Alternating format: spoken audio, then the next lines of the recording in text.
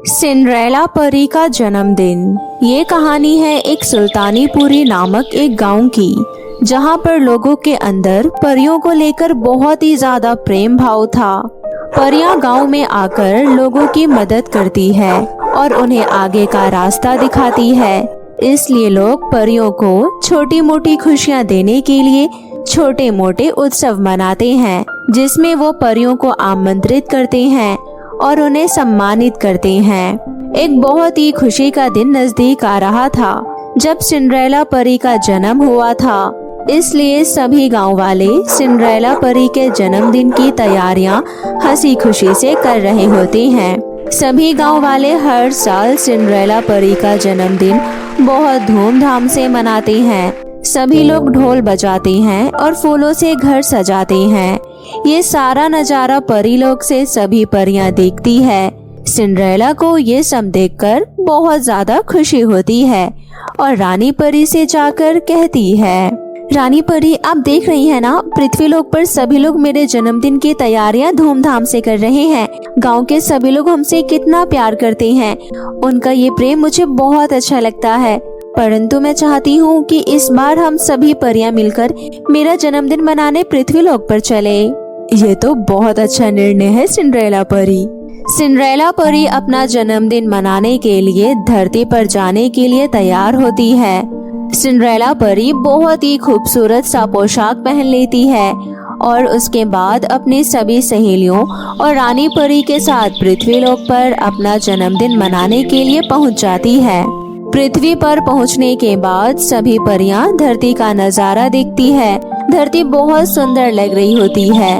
सभी जगह फूल खिले होते हैं और लोग तैयारियां कर रहे होते हैं और सभी लोग सिंड्रेला परी के जय जयकार करते हैं। इस बार सिंड्रेला परी अपना रूप बदलकर जन्मदिन मनाती है। सभी परियां अपना अपना रूप बदल लेती है और लोगों के साथ शामिल हो जाती है।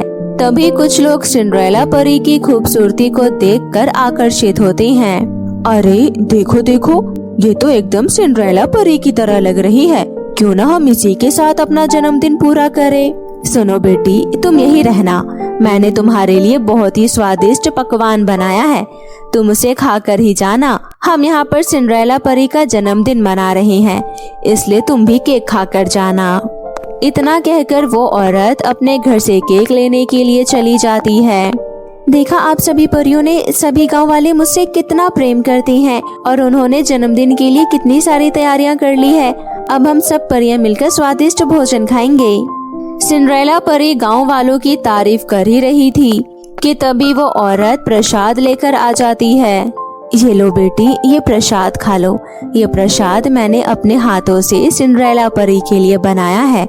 आज मुझे तुम्हारे अंदर सिंड्रेला परी नजर आ रही है, इसलिए ये तुम खा लो। लोगों के साथ सिंड्रेला का जन्मदिन मनाकर मुझे बहुत अच्छा लग रहा है। ये प्रसाद तो बहुत ही स्वादिष्ट है। आपका बहुत बहुत शुक्रिया। इतना कहकर वो सभी परियां वहाँ से गायब हो जाती है। ये देखकर वहाँ के लोग बहुत शौक हो जाते हैं। वो लोग समझ गए थे कि जिसे वो सभी लोग सिंड्रेला परी समझ रहे थे, वो सच में ही सिंड्रेला ही थी, जो एकदम से वहाँ से गायब हो गई थी। मुझे तो विश्वास ही नहीं हो रहा कि सिंड्रेला परी अपना जन्मदिन हमारे साथ मनाने आई थी। परियां किसी भी रूप में आ सकती है। परी आई और चली भी गई और हमने उसे पहचाना भी नहीं।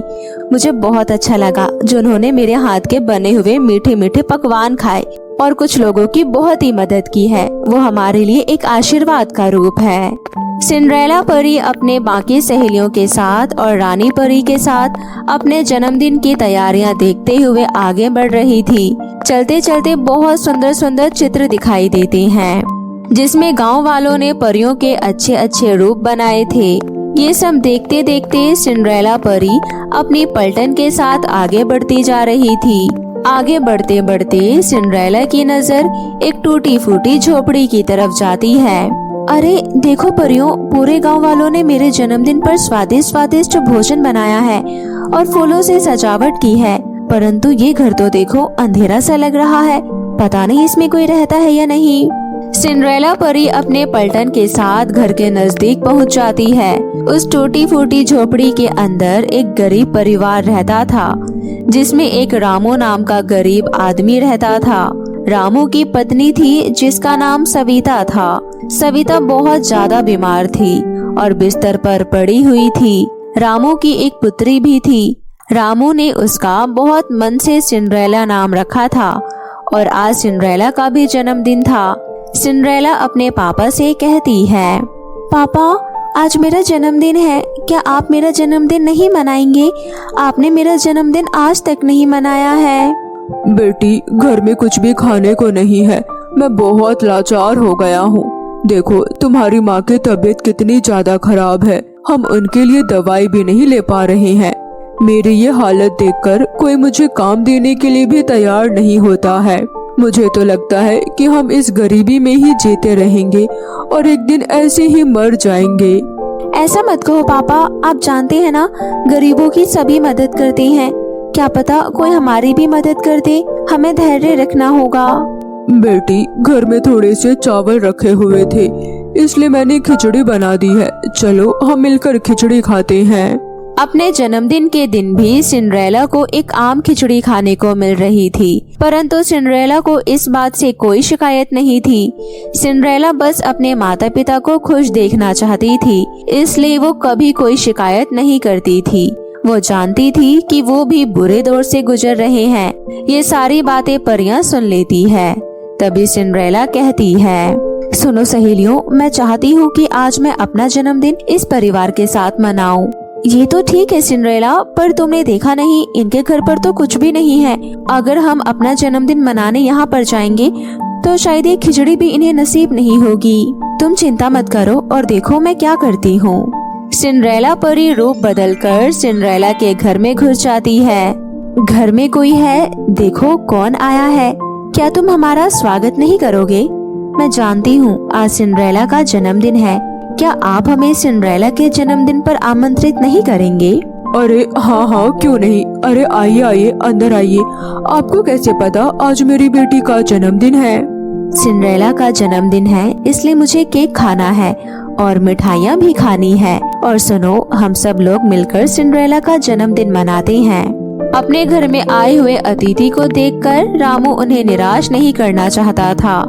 रामू घर में बनाई हुई खिचड़ी को 3-4 कटोरियों में रख लेता है और सभी को खिला देता है। ये लीजिए, हमारे घर पर जो भी उपलब्ध है वो हमें तुम्हें खिला रहे हैं। इसी को खाइए और मेरी बेटी को आशीर्वाद दीजिए। रामू वो खाना परियों के आगे रख देता है। तभी एक जादू होता है और वो 5 खाने की कटोरियाँ बड़े बड़े बर्तनों में बदल जाती है, जिसमें एक बर्तन के अंदर बड़ा सा केक होता है और दूसरे बर्तन के अंदर ढेर सारे सुंदर सुंदर कपड़े होते हैं और तीसरे बर्तन के अंदर सोना, चांदी और हीरे जवाहरात होते हैं।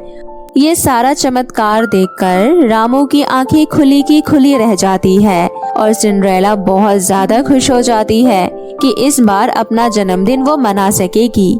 तभी रामू को समझ आ जाता है कि वो सभी लोग कोई मामूली लोग नहीं है, बल्कि कोई परियों का रूप है। रामू उन लोगों को धन्यवाद करता है और अपनी बेटी सिंड्रेला का जन्मदिन सिंड्रेला परी के साथ मिलकर मनाता है। सिंड्रेला अपना जन्मदिन मनाकर बहुत खुश होती है। मेरा भी नाम सिंड्रेला है और मैं जानती हूँ आज आपका भी जन्मदिन है। मुझे बहुत अच्छा लगा सिंड्रेला परी, जो आपने अपना जन्मदिन मेरे साथ मनाया। मैं आपका ये एहसान कभी नहीं भूलूंगी। देखो सिंड्रेला, जब भी धरती पर किसी को मदद की आवश्यकता होती है तो हम उनकी मदद जरूर करते हैं। तुमने हमें सच्चे दिल से याद किया था, इसलिए हम तुम्हारी मदद करने भी यहाँ चले आए। मेरी कृपा हमेशा तुम्हारे ऊपर बनी रहेगी। इतना कहकर परी अपनी बाकी पलटन के साथ गायब हो जाती है। परी के वहाँ से जाते ही सिंड्रेला के घर में बहुत ज्यादा सुख शांति आ जाती है और सिंड्रेला की माँ बिल्कुल ठीक हो जाती है और रामू परी के द्वारा दिए गए हीरे जवाहरात से एक सुंदर सा घर भी बनवा लेता है। और अब रामू हमेशा अपनी बेटी सिंड्रेला का बर्थडे के साथ साथ सिंड्रेला परी का बर्थडे भी मनाता है। बहुत समय पहले की बात है। दरभंगा नाम के गांव में सुधा अपनी इकलौती बेटी अंजलि के साथ रहती थी। अंजलि बहुत ही समझदार और नेक दिल लड़की थी। सुधा अपनी इकलौती बेटी अंजलि का बहुत ही ज्यादा ख्याल रखती थी। सुधा का पति 3 साल पहले काम के सिलसिले से बाहर गया हुआ था और वापस आते समय सुधा के पति की एक कार एक्सीडेंट में मृत्यु हो जाती है, जिसके बाद से ही सुधा अपनी बेटी के पालन पोषण के लिए सब्जी बेचकर अपना गुजारा करती थी। सुधा अपनी बेटी के अच्छे भविष्य के लिए उसे एक प्राइवेट इंटरनेशनल स्कूल में पढ़ाती थी। सुधा की बेटी अंजलि एक दिन स्कूल जाती है। अरे देखो तो इसे, ये स्कूल में कैसे फटे पुराने कपड़े पहन के आती है। पता नहीं कैसे कैसे लोग स्कूल में पढ़ने आ जाते हैं। हाँ, तुम सही कह रही हो काव्या, इसका तो जब से स्कूल में एडमिशन हुआ है ये तब से ही ऐसी गंदी गंदी सी बनकर आती है। और फिर ऐसे ही सभी लड़कियां मिलकर अंजलि का मजाक उड़ाने लगती है कि तभी उसकी एक टीचर क्लासरूम में आती है और बोलती है, बच्चों आप सभी की इस साल की 12वीं कक्षा पूरी हो जाएगी। इससे पहले हम आप सभी को पिकनिक पर ले जाना चाहते हैं। जो भी बच्चा पिकनिक पर जाना चाहता है वो सभी कल 1000 रुपए जमा करवा देना। ये बात सुन करके सभी बच्चे बहुत ज्यादा खुश हो जाते हैं, परंतु अंजलि बहुत ही ज्यादा उदास हो जाती है, क्योंकि उसे पता था कि उसकी माँ के पास इतने पैसे तो नहीं है कि वो उसे पिकनिक भेज सके, क्योंकि वो बड़ी मुश्किल से ही उसके स्कूल की फीस भर पाती है। इसलिए अंजलि सोचती है कि वो अपनी माँ को पिकनिक के बारे में कुछ भी नहीं बताएगी। स्कूल की छुट्टी हो जाने के बाद फिर से उसकी क्लास के बच्चे उसको परेशान करने लगते हैं। क्या हुआ अंजलि, तुम इतनी उदास क्यों हो? क्योंकि तुम पिकनिक पर नहीं जा पा रही हो इसलिए ना। क्या करे, तुम जैसे लोगों के पास तो खाने के लिए 2 रोटी नहीं होते हैं, पिकनिक पर जाना तो बहुत दूर की बात है। हाँ सही कह रही हो तुम, ये तो सिर्फ पिकनिक के सपने ही देख सकती है। ये एक अच्छी स्कूल की ड्रेस तो पहन के नहीं आती, बढ़िया ही पिकनिक पर जाने वाली। फिर वहाँ पर सभी लड़कियाँ मिलकर ग्रुप बनाकर कमेंट पास करने लगती है। अंजलि के लिए ये सब आम बात नहीं थी, क्योंकि पहले भी अंजलि की क्लास के सभी बच्चे उसका मजाक उड़ाने का एक मौका नहीं छोड़ते थे। पर उसके ही तरह उसके क्लास में एक प्रीता नाम की लड़की थी, जो कि गरीब परिवार से थी, जो कि पढ़ाई लिखाई में काफी होशियार थी। और जब भी कोई अंजलि का मजाक उड़ाता था तो वो अंजलि की ओर से बोलती थी, तुम सबको शर्म नहीं आती है? किसी का मजाक उड़ाते हुए किसी की गरीबी का ऐसे मजाक नहीं उड़ाना चाहिए। चलो अंजलि तुम यहाँ से। इसके बाद अंजलि प्रीता के साथ घर की ओर निकल जाती है। अंजलि घर पहुँचती है तो वो सोचती है, इस साल मेरी 12वीं कक्षा पूरी हो जाएगी, क्यों ना मैं माँ को एक बार पिकनिक के बारे में बताऊं, क्योंकि फिर दोबारा मुझे पिकनिक पर जाने का तो मौका ही नहीं मिलेगा। और ये सोचकर अंजलि अपनी माँ से बोलती है, माँ वो मैं आपसे एक बात कहना चाहती थी। हाँ बोलो बेटा, क्या बात है? माँ आपको तो पता ही है कि मेरी इस साल 12वीं कक्षा पूरी होने वाली है और स्कूल की तरफ से सभी बच्चों को पिकनिक भी ले जाया जा रहा है, पर वो पिकनिक के लिए 1000 रुपए जमा कराने हैं। क्या आप मुझे 1000 रुपए दे सकती हैं? बेटा सब कुछ तो तुम्हारे सामने ही है, मैं सब्जी बेच करके थोड़े बहुत पैसे ही कमा पाती हूँ, जिन पैसों से मैं तुम्हारी स्कूल की फीस और 2 समय की रोटी के अलावा कुछ भी नहीं कर पाती हूँ। मेरे पास अभी 1000 रुपए ही है, पर ये पैसे मैंने अपनी एक साड़ी के लिए जोड़े हैं। मेरे पास एक ही साड़ी है और वो भी फटी हुई, इसलिए बेटा मुझे माफ कर दो, मैं तुम्हारी ख्वाहिशें पूरी नहीं कर पाती हूँ। तुम्हारे पिताजी के जाने के बाद मैं अपनी तरफ से जितना कर सकती हूँ उतना करती हूँ। मैं चाहती हूँ कि तुम पढ़ लिख करके अपने पैरों पर खड़ी हो जाओ, फिर तुम्हें अपनी जिंदगी में जो कुछ भी चाहिए होगा तुम खुद कर सकोगी। कोई बात नहीं माँ, मैं सब कुछ समझती हूँ, पर फिर भी मैंने सोचा कि मैं एक बार आपसे बोल कर देखती हूँ, क्या पता आपके पास पैसे हो। लेकिन कोई बात नहीं माँ, मैं अगली बार कभी कहीं घूमने चली जाऊंगी। इतना बोलने के बाद अंजलि अपनी किताब लेकर पढ़ने के लिए बैठ जाती है। ऐसे ही 3 दिन बाद अंजलि स्कूल जाती है तो उसकी क्लास के सभी बच्चे कहते हैं, काव्या कल तो पिकनिक में कितना ज्यादा मजा आया ना, हमने वहाँ पर कितनी अच्छी अच्छी चीजें देखी और कितना अच्छा अच्छा खाना भी खाया। अंजलि तुम नहीं गई क्या पिकनिक पर? अरे ये कैसे जाएगी पिकनिक पर? पिकनिक पर जाने के लिए पैसे भी तो होने चाहिए ना। ये लंच में तो एक सूखी रोटी लेकर के आती है, बेचारी कहाँ से जाएगी पिकनिक पर। हर बार की तरह इस बार भी अंजलि पर सभी हंसते हैं और अंजलि इस बात का बुरा नहीं मानती है और वो चुपचाप जाकर के अपनी सीट पर बैठ जाती है। उसके पास उसकी क्लास की एक लड़की आती है।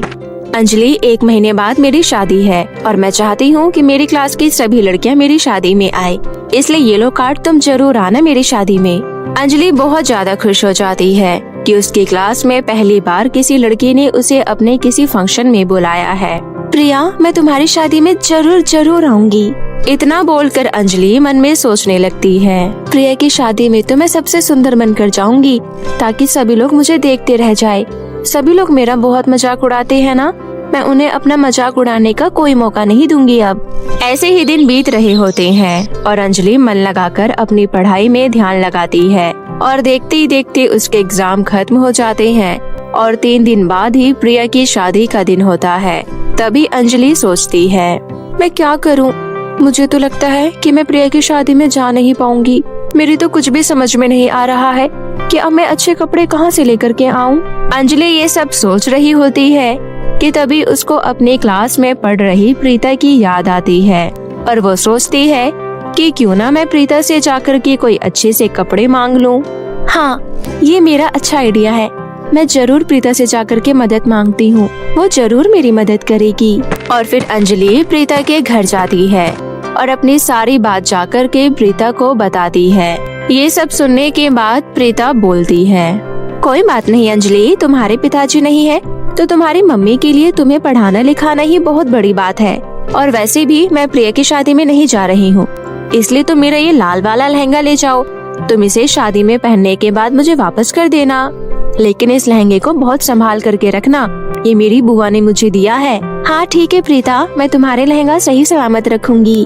अंजलि प्रीता का धन्यवाद करने के बाद अपने घर की ओर जा रही होती है कि तभी तेज रफ्तार में गाड़ी आती है, जिसकी वजह से अंजलि के ऊपर कीचड़ चला जाता है और वो लहंगे के साथ साथ खुद भी बहुत ज्यादा मैली हो जाती है और वो रोते हुए अपने घर की ओर जाती है। माँ, कहाँ हो आप? जल्दी इधर आइए। अरे क्या हुआ अंजलि, इतना सारा कीचड़ कैसे लग गया तुम्हारे ऊपर? अपनी माँ के पूछने के बाद अंजलि उनको सारी बात बताती है। माँ, मैं अब प्रीता का लहंगा कैसे वापस करूँगी? उसने तो मुझे पहले से ही बोला था कि मेरा लहंगा सही सलामत रखना। क्या करूँ बेटा, मेरे पास तो इतने पैसे भी नहीं है कि मैं सेम इसी तरह कोई दूसरा लहंगा खरीद करके ले आऊँ। आज मैं जब सब्जी बेच करके घर आ रही थी तभी कुछ चोर डाकुओं ने मेरे सभी पैसे छीन लिए। अब तो घर में खाने के लिए भी 2 ही रोटी है।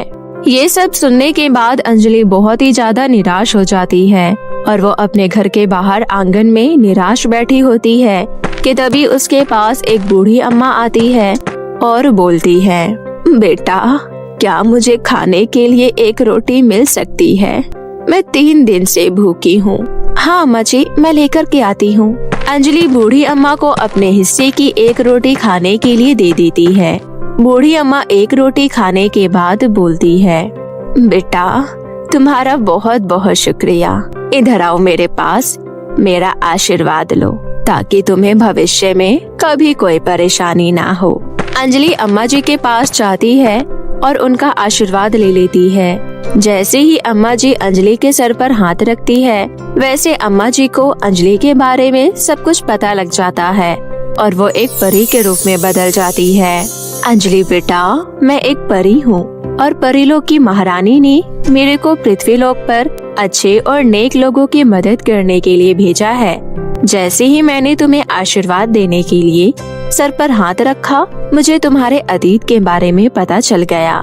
क्योंकि तुम एक नेक दिल और अच्छी लड़की हो, इसलिए मैं तुम्हें परीलोक की महारानी के कहे अनुसार ये जादुई लहंगा देती हूँ। ये लहंगा कोई मामूली लहंगा नहीं है, ये एक जादुई लहंगा है। इस लहंगे से तुम अपनी जरूरत का सामान मांग सकती हो, पर ध्यान रहे तुम इस जादुई लहंगे से बिल्कुल भी लालच मत करना, वरना ये लहंगा अपने आप ही गायब हो जाएगा। परी की ये सब बात सुनने के बाद अंजलि बहुत ज्यादा खुश हो जाती है और परी का धन्यवाद करती है, जिसके बाद परी वहाँ से गायब हो जाती है। ये सब बात जाकर के अंजलि जब अपनी माँ को बताती है, ये सब सुनकर वो भी बहुत खुश हो जाती है और फिर अंजलि उस जादुई लहंगे से अपने और अपनी माँ के लिए बहुत ही अच्छे अच्छे कपड़े मांगती है। और फिर अंजलि और उसकी माँ दोनों प्रिया की शादी में जाते हैं। प्रिया की शादी में सभी लोग अंजलि और उसकी माँ सुधा को ही देख रहे होते हैं और सभी लोग उसकी बहुत ज्यादा तारीफ भी करते हैं। अरे क्या बात है अंजलि, आज तो तुम बहुत ही ज्यादा अच्छी लग रही हो। लगता है तेरी कोई लॉटरी लग गई है जो तूने इतने अच्छे कपड़े पहन रखे हैं। हाँ सही कह रही हो तुम, लॉटरी तो मेरी बहुत ही बड़ी लगी है। अंजलि शादी में बहुत ही ज्यादा एंजॉय करती है और डांस भी करती है। उसके बाद रात होते ही अंजलि अपनी माँ सुधा के साथ घर वापस आ जाती है और फिर वो उस जादुई लहंगा से प्रीता के जैसा ही लहंगा मांगती है और फिर जादुई लहंगा उसको सेम वैसा ही लहंगा दे देता है, जिसके बाद अंजलि प्रीता को उसका लहंगा वापस कर देती है। ऐसे ही अंजलि उस जादुई लहंगे से अपनी जरूरत की चीजें मांग लिया करती और फिर धीरे धीरे करके वो गरीब और अनाथ लोगों की मदद भी करती है। और गरीब लोग जिनके सर पर छत नहीं होती और वे इधर उधर भटकते रहते हैं, अपने परिवार के साथ उन सभी के लिए घर बनवाने लगती है। और फिर अंजलि गरीब लोगों की बहुत मदद करने लगती है और अपनी माँ सुधा के साथ हंसी खुशी से रहने लगती है। तो मेरे प्यारे दोस्तों, कैसी लगी आपको मेरी ये कहानी, हमें कमेंट करके जरूर बताएं। और अगर आपको ये कहानी अच्छी लगी हो तो वीडियो को लाइक और चैनल को सब्सक्राइब करना ना भूलें।